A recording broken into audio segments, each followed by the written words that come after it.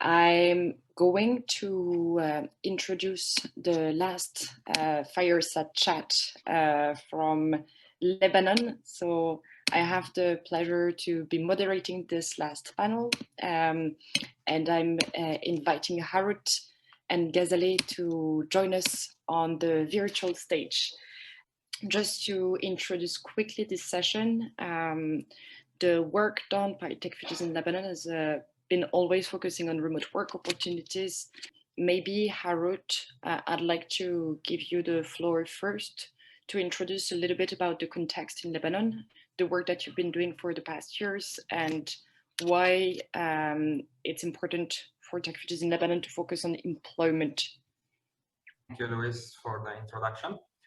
I will start with the context, the refugees context in Lebanon, just briefing it.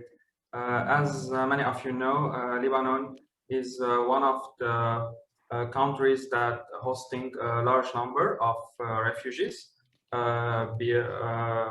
Before Syrian crisis, there were the Palestinian refugees, and for the last 10 years, Lebanon has been hosting many of the Syrian refugees who fled Syria.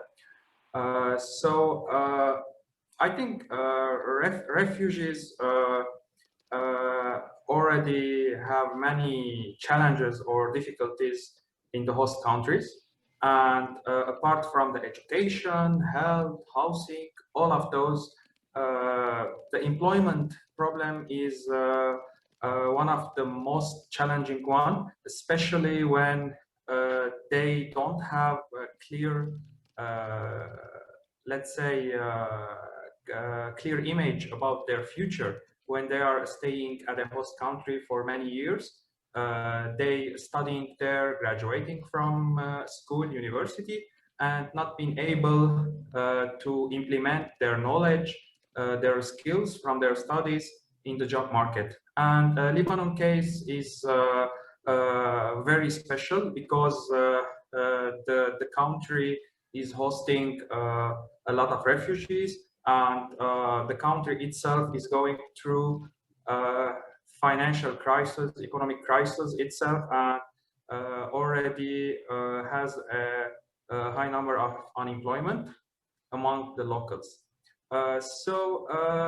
Before the pandemic, during 2019, we started the chapter here in Lebanon, and we focus on the unemployment because many of the refugees were without jobs, and they wanted to get hired or to work anything just to support their families and to ensure they can survive in Lebanon. We've noticed that many of the humanitarian organizations, local and international NGOs, focusing on the education, health, and they providing many kind of trainings for refugees about soft skills and other IT skills. But unfortunately, there were not available job opportunities for those refugees or young people to work. So thinking about how we can use technology to solve this problem, we started to look for the remote work solutions that already are there. Why remote work? Because remote work is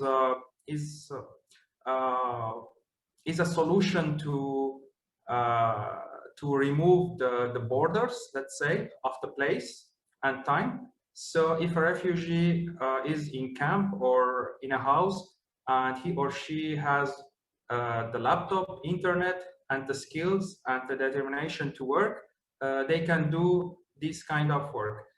During our research, we found a lot of solutions that they were designed to hire refugees to work remotely. But those solutions were demanding, let's say, higher skills.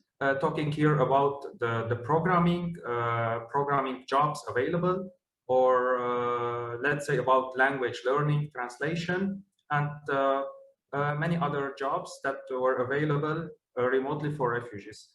By time we came through another kind of jobs or tasks that refugees could work remotely, which is based on crowdsourcing projects like data labeling or let's say data annotation for AI companies or research companies that would like to hire a big number of people to do their tasks. And what is special about those kind of tasks or these kind of projects, that they are based on, let's say, more simple skills than the high skills I mentioned about the programming and coding jobs.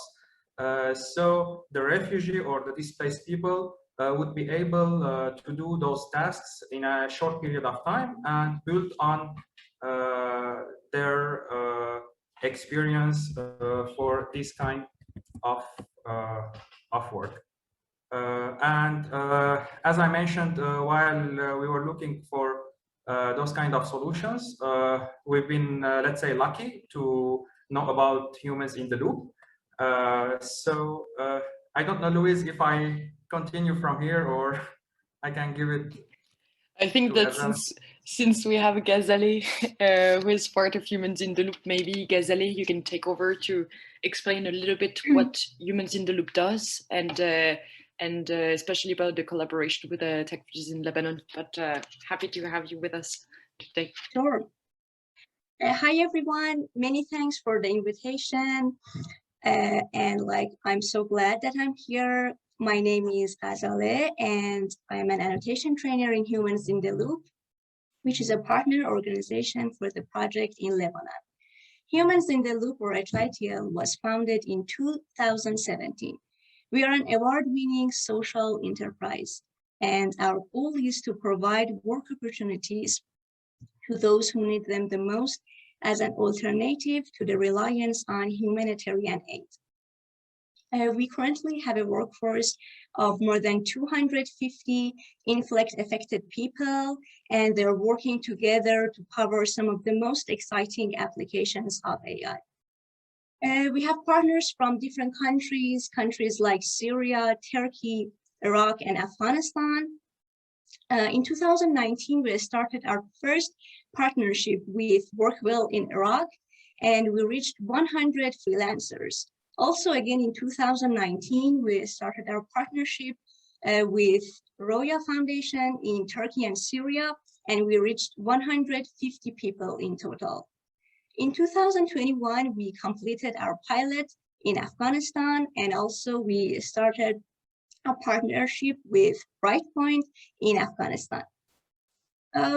Currently, we finished and completed our latest pilot in Lebanon with Harout's team. He and his team were very interested and they got in touch with us. So we arranged 2 pilots in Tripoli and Bekaa, and totally 25 people participated. And we did some projects with each other. First, we trained Harout, and then he trained his team. As I mentioned earlier, we did some projects with each other. The projects were medical mask bounding boxes, person segmentation, and also ships classification. And the tool which we used was Supervisely. Supervisely is a powerful platform for computer vision development, where the individual researchers and large teams can annotate and experiment with data sets and neural network. In the end, I want to say that we are super excited, and this is going to be a wonderful opportunity which we will never forget. I appreciate the time you spent with me today, and I hope it was well spent for you too. Thank you. Thank you, Ghazaleh.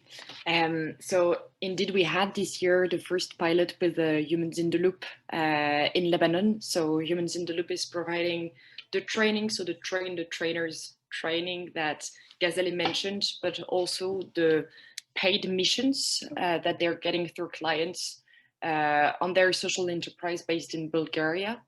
And Harout, I wanted to come back to you maybe to explain a little bit what were the feedbacks from this pilot and this training with 25 persons, and what are the next steps to scale the program and the needs in terms of funding and other aspects. Thank you, Ghazaleh, for your participation. You're welcome. So we had first of all we had interest from the refugees and displaced people to participate in this training.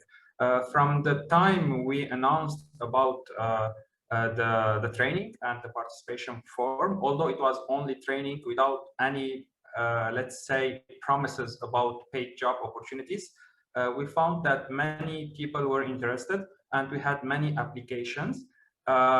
Maybe like we only were able to accept like 25% of the all number of the applicants who wanted to participate in the training. The feedback of the training was very encouraging to go on and do the training once again, because the people, especially the young people, were motivated to have these skills and to work on this kind of project. And we noticed that also females, girls and women were interested too, because it was suitable for their, let's say, time schedule at home. They were able to participate in the training, which was online. And also the university students who are studying already or who finished their studies, they were also interested in that. One more thing that we did the pilot in like a full volunteer environment. The team of the trainers were volunteers. Also, we had a very nice gesture from local organizations that they host some part of the trainings and provide their facilities like internet and laptops. What I think that since the training was successful and the feedback was positive, I think we have to continue to train more people on those skills of data labeling. And we need support for sure. I think the easiest way to support us is to donate.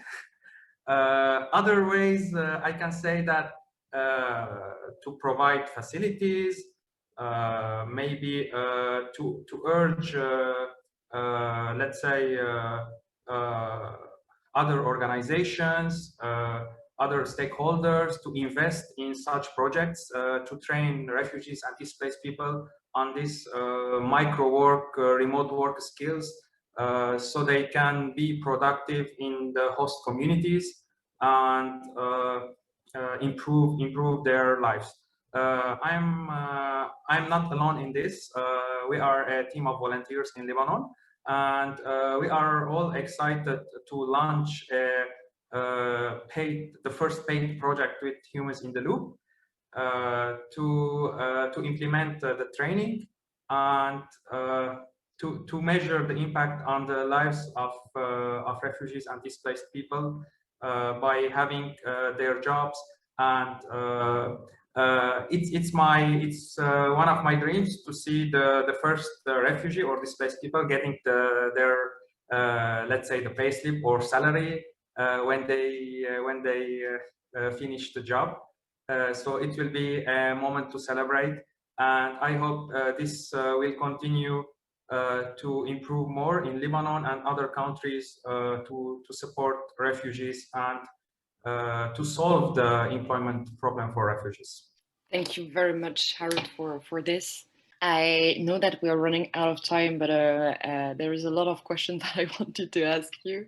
The first one maybe is addressed to both of you, Ghazaleh and Harout, is when we're talking about remote work for people who are not familiar with the context in Lebanon, one of the first questions might be, why do we need specific projects like Humans in the Loop, and why not work with larger platforms enabling freelancer missions like Upwork or others? What are the difficulties and why do we need to support projects like Humans in the Loop today?